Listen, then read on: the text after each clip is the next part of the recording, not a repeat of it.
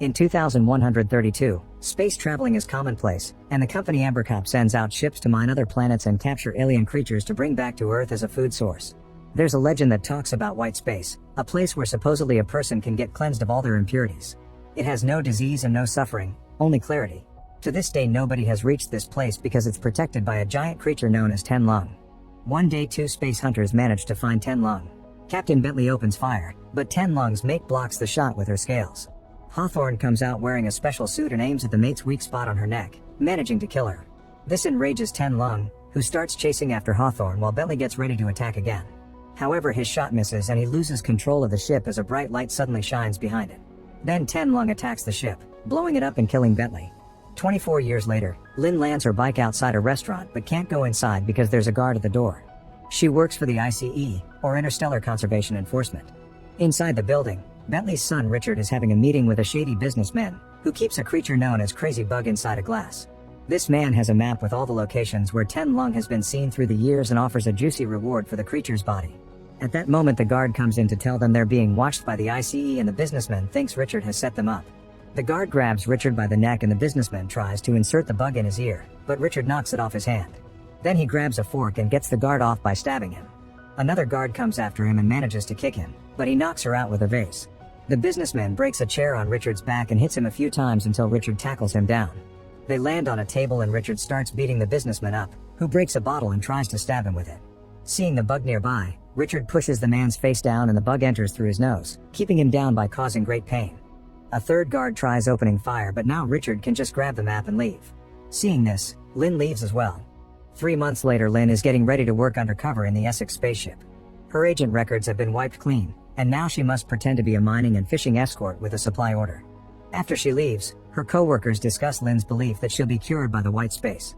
Moments later, Lynn boards the Essex and meets the captain, who happens to be Richard.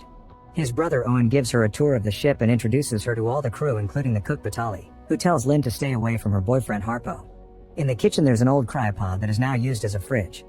A now old Hawthorne is also part of the crew, and he became a drunkard after losing Bentley.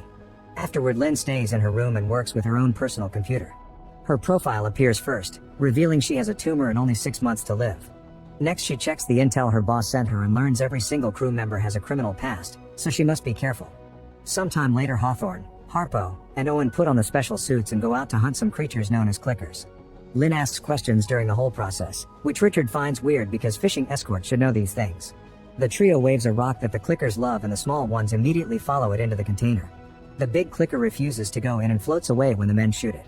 Owen breaks formation and flies after it, ignoring the scolding from the others. The big clicker enters an asteroid and Owen takes a different tunnel to meet it ahead, but at that moment a white light shines very brightly for a few seconds and knocks him out. Soon something very big appears on the radar, so Harpo and Hawthorne hurry to push the container into the ship. Richard shoots a harpoon that connects to the asteroid so when Owen wakes up he can hold onto it. As he moves around, he accidentally hits his head and he starts moving slowly. To his surprise, Tenlung appears nearby, so Owen shoots a tracker that gets stuck on the beast's scales. The whole crew watches the beast fly away before reeling Owen back into the ship. Meanwhile, Tenlung disappears into the bright light. Later during dinner, Lynn shares the story of a ship that disappeared while tracking down Tenlung, and she theorizes it found the white space. If there are black holes that can be entered, she thinks the white ones are the exit. The crew laughs because they think the white space is a fairy tale, so Lynn shares an alternate theory. Since the clickers are supposed to follow Tenlung, following the tracker Owen through could double their fishing load. However, Richard says they've been fishing for months and it's time to go home. After dinner, it's revealed that Harpo is cheating on Batali with the pilot Ragsland. Once they're done, Harpo goes to see Richard, saying he would like to go for the extra fishing Lynn mentioned because he needs the money. Richard explains he doesn't want Lynn constantly looking over their shoulders, so they'll finish this order and drop her off first, then they can go after the big load. Meanwhile, Lynn sneaks into the comms room and sends a message to the ICE without noticing her transmission gets intercepted. A few hours later, Richard watches a recording from Bentley talking about Tenlung and remembers the day his father gifted him a sword. He's interrupted by Ragsland on the radio, who tells him 2 small unidentified ships are approaching. Richard runs to the cockpit and tells Ragsland to fly away to lose them, however the ships quickly block their way. Realizing these are pirates, they have no choice but to receive them before anyone gets hurt. The crew makes Ragsland and Batali hide in a secret compartment while Richard puts a beacon on the cargo. He also makes everyone hide their weapons to hopefully avoid a confrontation. When the pirates come aboard, they immediately notice Lynn and start harassing her. Owen tries to defend her, but there's only a short struggle before he gets his leg slashed by a knife and the pirate captain pushes Lynn against the wall. She starts mentioning all the penal codes he's breaking and he gets suspicious, so he checks under her shirt, finding her badge. The pirates steal all the cargo and supplies. They also put a tracker on the Essex before leaving. The crew angrily scolds Lynn because they realized her reports must have gotten the pirates' attention, and a furious Richard orders Harpo to lock her up in her room. Afterward, the crew discusses what to do since they only have 2 small bags of food left. The chances of finishing the fishing order are low without supplies, but they can't return empty-handed. Richard proposes following Lynn's idea and going after Ten Lung, whose head would get them enough money for early retirement. They agree to do it, but first they should at least catch a few clickers for food. Moments later, Owen checks on Lynn and asks her why she's there, so Lynn explains she's been trying to find Ten Lung, and the only ship that follows the creature's course is the Essex. This makes Owen realize that Richard has been following Ten Lung all along and goes to confront him, causing Richard to admit he wants revenge for their father. Owen is furious because he feels Richard is using the crew for his personal quest and nobody consented to this. Suddenly, the ship's front window is hit by a substance known as ambergris, which is very valuable. Richard thinks that Ten Lung is leaving a trail, but Owen calls it bait. In the meantime, Harpo and Raglan get dirty again. After they're done, Batali finds Raglan's bra. Afterward, the guys go out in the special suits to gather the ambergris and capture a very big clicker. While they're working, the pirates show up to steal this as well, and Richard curses because he realizes they found his beacon. They need the hyperdrive to escape, but the crew discovers the pirates broke that as well. The mechanic Stubbs starts working on fixing it, and Richard tells the crew to get back on the ship, but Harpo still chooses to stay to capture the clicker first. Soon the pirates open fire, and while the Essex has a protective force field, it won't last for long. Richard orders Raglan to release the waste chambers, not caring that Harpo is still outside since it was his choice. Harpo moves fast to dodge the chambers and manages to return to the Essex with the clicker he caught. The chambers crash against one of the pirate ships, but the other is still going. When the pirate captain shoots missiles that could destroy the Essex, Stubbs finally finishes fixing the system and the ship disappears by using hyperspeed. Once they're safe, the crew calls Richard out for getting rid of their beacon. Harpo is particularly furious, and when Richard points out he ignored orders, Harpo says he saved everyone's lives by getting food. Richard responds by pushing him, and Hawthorne has to get between them to stop things from escalating. Meanwhile, Stubbs is cleaning the ambergris from the suits when he notices that the lock on the clicker crate is open. When he's about to close it, he notices tiny bugs running on his hand and biting him. Soon the creatures are sneaking under his clothes and he goes crazy trying to get them off, causing him to forget that the crate is still unlocked. Stubbs runs to the bathroom to try to wash the bugs off, however they're now inside his body. When he returns to his room, he keeps hearing voices and starts screaming at the walls. After dinner, Batali tells Harpo that she's pregnant. Harpo freaks out because kids are expensive, so he decides to steal some of the ambergris and hides it in the fridge. Meanwhile, Richard checks on Lynn, who is against killing Ten Lung. However, she refuses to explain why, so Richard ignores her argument. After he leaves, Lynn messes with the lock until she manages to break it and finally escapes her room. In the shadows of the corridor, someone is breaking the oxygen reserves. Lynn tries to sneak around quietly, but she's found by Harpo, who grabs her from behind. She immediately starts fighting him and easily overpowers him, thanks to her agent training. At that moment, Stubbs sees all this and runs away screaming, distracting Lynn. This allows Harpo to knock her out with a tool. When she wakes up, she's locked up in the cargo bay and hears Harpo telling Richard that she was the one breaking the oxygen reserves. In the cockpit, Raglan is asleep and doesn't notice the signal that appears on the screen. By the time she wakes up, it's already gone. Batali brings some food to Lynn, who offers her a way to escape safely, but Batali isn't interested. After Batali leaves, Lynn hears the clicker screeching in its crate at the same time that Raglan and Richard hear a weird noise echoing around them. They check the scanner and discover dozens of destroyed ships around the Essex, probably the work of Ten Lung. In the vents, Stubbs crawls around while carving soap with a knife. Sometime later, Richard tells Hawthorne it was Harpo who tampered with the oxygen. Hawthorne points out sometimes people do crazy things if they're desperate, implying that Richard may have let the pirates rob them on purpose as part of his plan to catch Ten Lung. Richard ignores the implication and mentions Stubbs has to fix the oxygen, but nobody can find him. In the cargo bay, the clicker has escaped the crate and is trying to attack Lynn, who keeps throwing boxes to slow it down while yelling for help. Luckily, Richard hears her and opens the door, getting her out before attacking the clicker with a fire extinguisher. This does nothing and the clicker comes out to start chasing the duo down the corridor.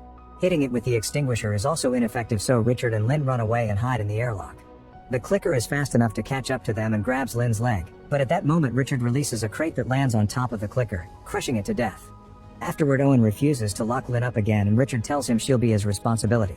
An argument ensues and Owen accuses Richard of being as bad as their father, who abandoned the family to go looking for Ten Lung. A furious Richard pushes Owen against the wall and says his brother is nothing like their father, as if it was an insult. Owen decides to go to the comms room and sends out a message asking for help, which is intercepted by the pirates again. Meanwhile, Harpo and Raglan are doing the naughty again. He wants to go home and tries to get her on his side, but Raglan refuses to betray Richard. Minutes later, Richard sees the white hole and Tenlung appears nearby, hitting the Essex with his mighty body. This makes everyone fall and leaves the force field at 50% strength. Then Owen puts on the suit and goes out to hunt Tenlung, so Richard orders Hawthorne and Harpo to join him. Owen flies around while dodging the beast's attacks, hoping to guide it toward an asteroid belt. He shoots a rope at the nearest asteroid and uses the momentum to fly around it in a circle, which sends him right to Tenlung's back. As he opens fire, the creature bends his body to push him off. Hawthorne flies closer to try to get Owen back in formation, but Owen ignores him and Hawthorne is struck by the creature. Soon Owen opens fire again, only for Tenlung to strike him as well, sending him into a tailspin. Owen ends up crashing against an asteroid and a severe hit to the head leaves him heavily bleeding. He apologizes to Richard for failing, but an uncaring Richard just keeps yelling at his men to move so he can shoot his harpoon. At that moment, Lin turns off his aiming system and Richard responds by knocking her out with a punch. Outside, Tenlung grabs Owen and crushes him into pieces, then Tenlung activates the bright light to disappear. Moments later, Harpo talks to Raglan in secret, saying that Richard has gone too far and pointing out that the oxygen levels are low. Raglan starts considering mutiny as their only answer. When Lin wakes up, Richard explains they've reached the spot where Bentley died. He had hoped he would feel closer to his father, but instead he lost his brother. He wants to go back to Earth because the low oxygen means no more exploring, yet Lin insists on finding Stubbs to fix it. While going down the corridor, the group hears noises in the vents. Suddenly some nasty goo falls on the floor and Lin notices the parasites in it, so she guesses Stubbs is infected. She thinks there's a chance she could help him, but she needs a way to defend herself. Richard decides to give her a sword and Lin accepts it with a condition. If she helps Stubbs, they'll keep on following Tenlung instead of going back. Soon the pirate ship finds them and the white hole opens again, so Tenlung also joins them. Raglan notices they're heading into a storm and Richard orders her to keep going because the pirates won't follow them there. Suddenly Tenlung creates some colorful waves that make him disappear and bring down the Essex's power source. The ship slows down and the force field is at 20%. While Raglan looks for an alternative, Tenlung reappears next to the pirates and damages their ship as well. The pilots start shooting from the inside while the captain comes out in a shuttle to open fire too. These weapons aren't enough to hurt Tenlung, who moves quickly to destroy both ships before disappearing into another white hole. In the Essex, navigation goes down, so Raglan has to try to override the AI to go manual. In Harpo's room, he tries to tell Batali of his mutiny plan, but she refuses to work with Raglan. He has to remind her neither of them can pilot a ship, so they need her to escape and they agree to work together for the baby's sake. Meanwhile, Richard goes to check on the ship's power source and discovers Stubbs damaged it too. At that moment, Tenlung appears and throws the destroyed pirated ship at the Essex, causing even more damage. Raglan activates the thrusters and makes the Essex enter the storm to try to lose the beast. As the pirate ship continues to roll on top of the Essex, Richard finishes fixing the power source and now the vessel can go fast enough to avoid trouble. In a dark corridor, Lin finds Stubbs and starts fighting him. In just a few moves she manages to cut his hand off, so he runs away. He hides in the tool closet and uses a torch to close his wound. Minutes later, Raglan finishes taking a bath and grabs her clothes from the locker, only to find the carved soap. Suddenly Stubbs pushes her against the lockers and stabs her with a knife. Then he goes to the kitchen to try to attack Batali, who defends herself with a pot. Unfortunately, he quickly recovers and corners Batali, who tells him about the baby. Her pleas are ignored and she gets stabbed too. Lin runs in and tries to attack him, but Stubbs kicks her down. Batali uses the distraction to hit him with the pot, and when he turns around, Lin decapitates him with the sword. At the same time, Batali falls dead. In the cockpit, Richard and Hawthorne find Tenlung's signal again, so Richard runs to get in a suit to go out, which saves him from Harpo's plan to attack him. Once outside, Richard opens fire to get Tenlung's attention, and now the creature is chasing after him. He flies near the ship and Hawthorne has a clear view to shoot the harpoon, which perfectly locks Tenlung down. Unfortunately, the ship's systems are still failing and the AI raises the alarm, telling the crew to evacuate. Hawthorne tries to reach the escape pod, but he's blocked by Harpo, who wants the pod to escape with his girlfriend. A fight ensues and Hawthorne shows impressive moves for his age, but Harpo is still stronger and beats him up. When Harpo is about to kill him, Hawthorne presses a button to activate his suit, which fires a harpoon that instantly kills Harpo. Meanwhile, Tenlung keeps chasing after Richard by flying around the Essex, causing more damage every time his body comes too close to the ship. Richard insists on trying to kill him, but Tenlung eventually catches him and crushes him. By the time Hawthorne comes out in his suit, he can only watch in shock how Tenlung finishes killing Richard and flies right into the Essex to blow it up. Remembering that the fridge used to be a cryopod, Lin hides inside it and activates the freezing sequence.